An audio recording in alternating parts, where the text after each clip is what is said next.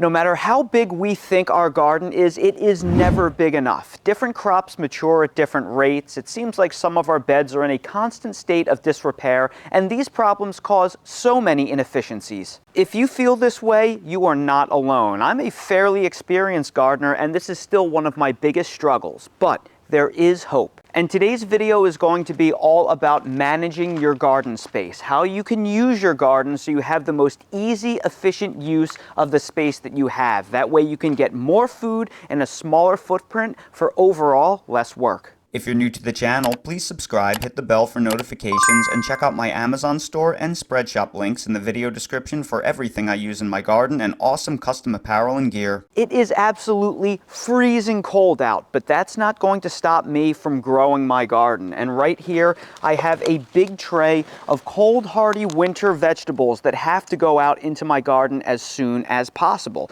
These are getting to the point where they're oversized and they are ready to go. So I need to find some space in my garden to put them. And at first glance, it may look like I have a ton of available bed space to plant those crops in, but that's where you would be wrong. This raised garden bed right here is clearly occupied. This is my asparagus bed, so nothing can be planted in here. This bed right here is actually full of garlic that hasn't sprouted yet, and next to it, this old bed that had my peppers in it, well, I need to build this up into a taller raised garden bed, so I can't use this just yet. These two beds are full of cool crops, as is this bed right here. And these beds are full of my old summer crops that haven't been cleaned yet. But even if I clean them out, I don't want to plant anything in these raised garden beds because I actually want to pull out all the old dead foliage, amend the soil, and tarp them and save them to plant my spring crops in again, like my tomatoes and peppers and such. So these are actually going to be off limits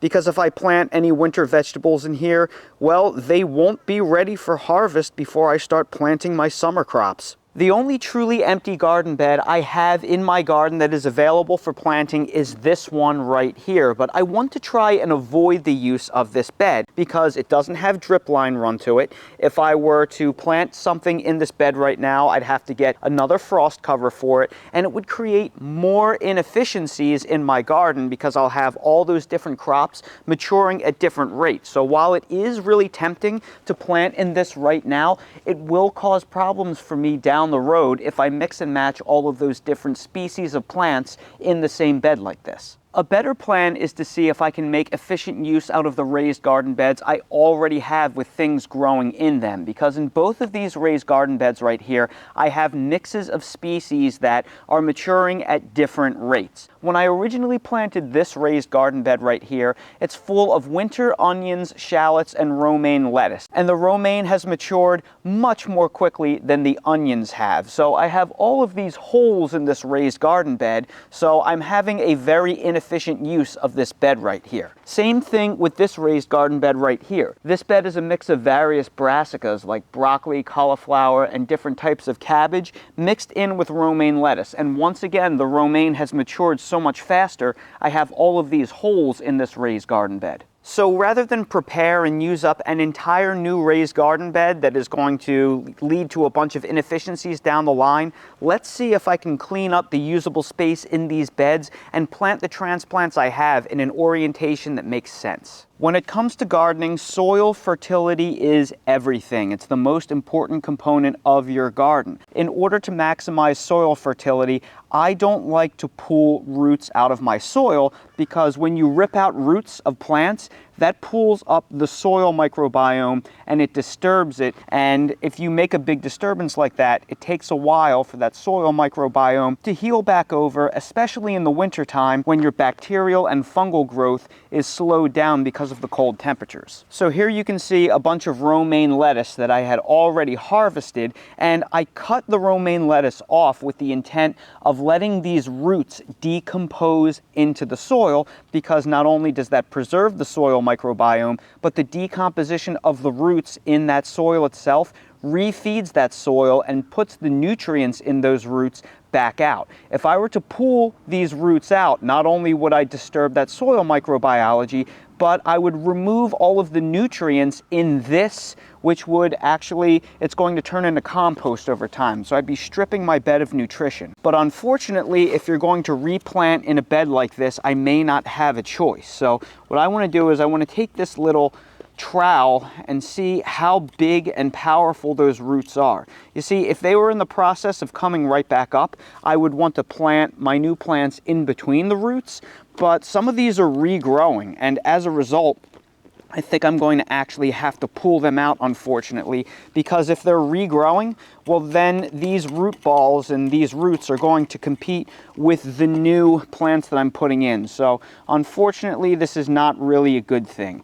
This is going to have to come out. I'll put this in the compost pile. But you see this one right here, this one actually looks like it's dying back to an extent. So I think I'm actually going to just pull this stem out, because this one is already in the process of decomposition. This one looks like I'm probably going to have to pull it out, unfortunately. Oh, I really don't like doing this.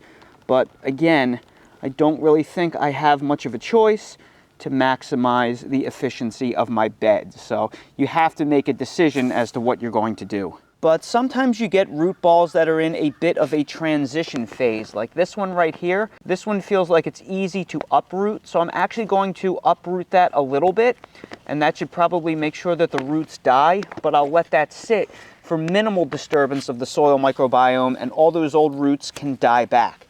This one's really anchored in, unfortunately, but I'll take this, I'll wiggle it to make sure it's uprooted, and then once again, I'll actually turn that upside down, and I'll just let all those old roots break down. So there is more than one way to do this. So I harvested a few more heads of lettuce for dinner tonight, and in that available space that I just cleaned up, I was able to put 5 heads of escarole as well as 8 heads of bok choy.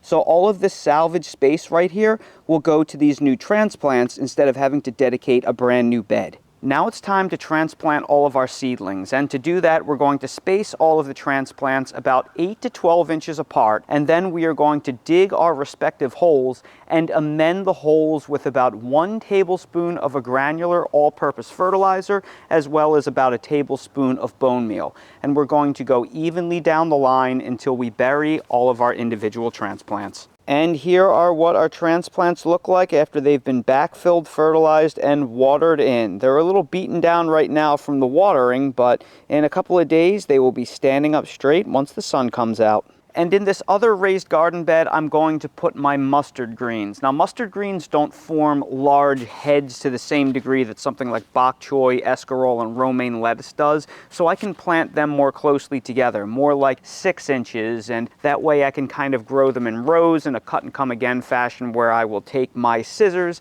and just prune off the leaves that I want as I want them. And I have 2 different varieties in here. I have the green Southern Giant mustard green and also the purple Miss America mustard green, which is actually a type of Mizuna. So I'm going to plant these the same way I did before. I'm going to put down some organic all-purpose fertilizer in all of the holes that I pre-dug.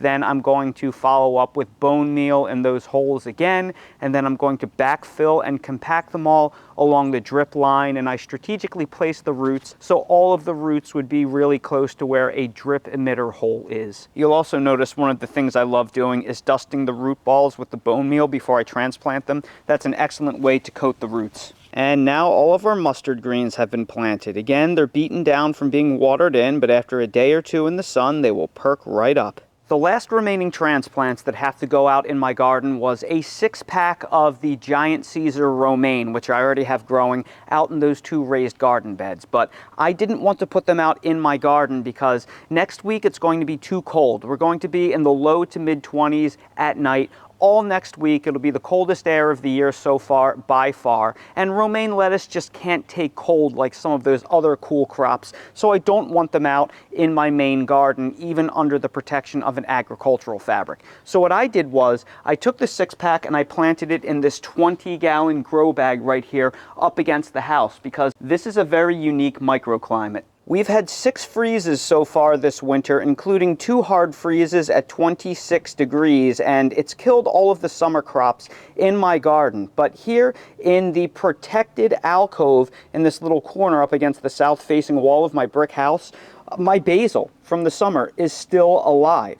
So that means I'm at least getting 6 to 7 degrees of cold protection, plus the overhead soffit that is protecting me against frost in this little alcove right here. So because I know that basil can still survive a 25 or 26 degree back-to-back night, well, I know that my romaine lettuce is going to be protected right here. So I decided to put that transplant tray in this 20-gallon grow bag. Don't be afraid to make modifications like this to your plan if the weather isn't going to agree. Little protected microclimates like this can add a tremendous amount of protection. That's why you see this little lemon tree thriving right here.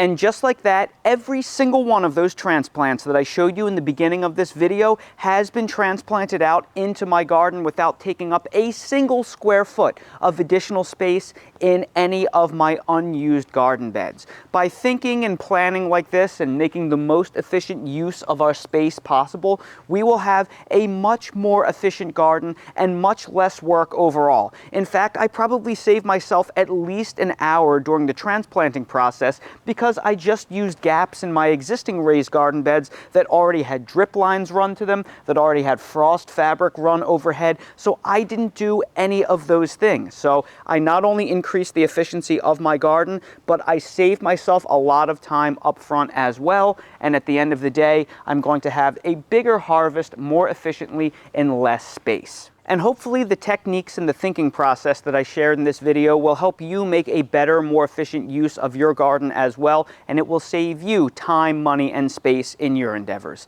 So everybody, I sure hope you found this video helpful. If you did, please make sure to hit the like button, subscribe to the channel, and please ring the notification bell so you're notified when I release more videos like these. For any of the individual items that I featured in this video, like some of the tools, the fertilizers, seed trays, things like that, I'll place direct links down in the video description for your convenience. For everything I use in my yard and garden in real life, that is all linked in my Amazon storefront. So expand the video description, click on the Amazon storefront link, you'll see every single thing I use in my garden in real life. And while you're down there, check out my website, themillennialgardener.com, for custom homemade merchandise if you want to support my channel and all other things gardening. Thank you all so much for watching, and I hope to see all of you again on the next video. Oh, it was so cold last night. It got down to 26 degrees. It was the coldest night of the year so far. And this morning was in the low 40s. And Dale went for a walk in that awful weather. But he's nice and warm in his brand new hoodie. And what kind of hoodie is it? Well, it's a Snoopy hoodie. Except his big old head is too big for the hoodie. It's one of those Bark Box gifts, and it kept him nice and warm, and he was loving it. The humans, not so much, because nobody likes walking in 40 degrees with a headwind, but Dale didn't mind at all, and he was extra sniffy this morning. So I guess when you're wrapped up in a hood and you already come with a pre-installed fur coat, it's not so bad, right? It's not so bad.